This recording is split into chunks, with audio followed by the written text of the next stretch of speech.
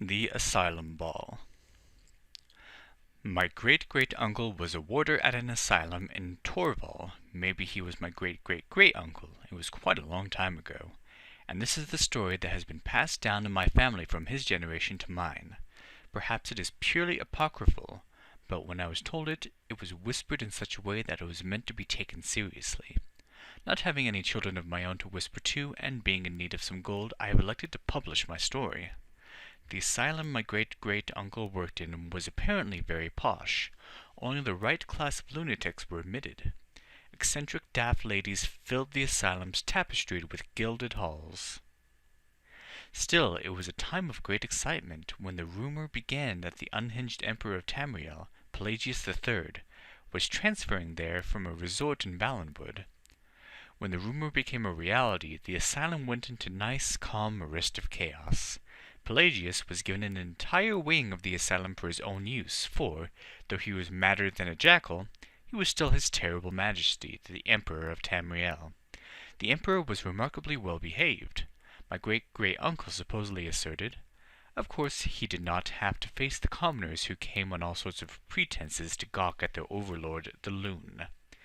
When one of the warders, not, I have been assured, my uncle, forgot himself and let his terrible majesty know that people had been there to see him, excited, he made up his mind right there and then to have a ball, a huge party with musicians dancing and dinner right at the lunatic asylum, or precisely in his wing of the asylum. Rumors of the emperor's interest in holding a ball spread through Torval, and eventually it reached the ears of the empress regent Cataria, Pelagius's dear wife, in the imperial city. Eager to make her husband happy, she sent a caravan laden with gold to the asylum so a ball might be held befitting the imperial dignity. The emperor picked a date for the ball, and preparations began immediately. The old asylum walls were beautifully decorated but needed cleaning. A pit had been constructed to house the orchestra. Servants for cooking and serving the food had been hired. Gold and ebony candelabras and matching chandeliers were ordered. The old rugs were destroyed and new rugs embroidered with gems were weaved.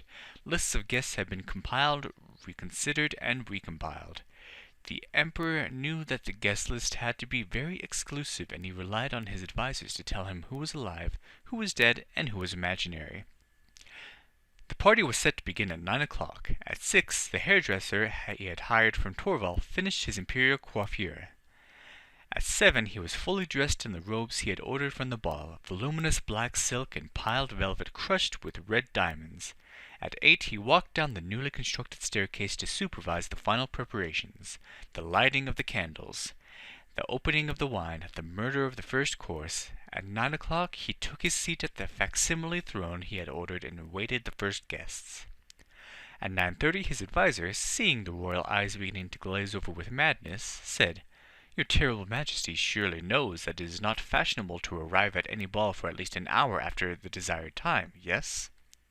The emperor just stared. At 10:30, the emperor called for some food and wine and sat at his throne, looking at the open door, eating. 30 minutes later, he ordered the orchestra to begin playing. For the next 3 hours, they played gaily for the empty, candlelit ballroom. At 1 o'clock, the emperor announced his intention to retire for the evening. My uncle was one of the warders who assisted his terrible majesty up the staircase. Halfway to his room, Pelagius threw himself on the floor in a hysteria, screaming and laughing, ordering more wine. My mother was good at this part of the story, rolling her eyes and shrieking, "More wine! More wine! Wine!" and in short imagining that he was possessed by all the revellers at his party that never was. 2 days later, he was still not better. He had cut himself and those who tried to grapple him horribly with red diamonds of his robe. Eventually, it was decided that the Torval Asylum was not equipped to deal with a lunatic of his severity, and he was sent to a more secure location in Blackmarsh. It was only 3 months later my uncle heard that the emperor had died. One of my uncle's duties was to clear out the personal property of the inmates after their death. Being primarily landed nobility, the personal property was often quite extensive.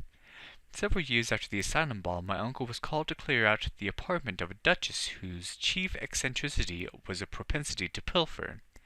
Kleptomania, I believe it's called. Locked away in a secret door in her desk, protected by a trap armed with a barbed needle, was a variety of jewels, piles of gold, and 5 large stacks of beautifully engraved invitations, signed in the Emperor's childlike handwriting.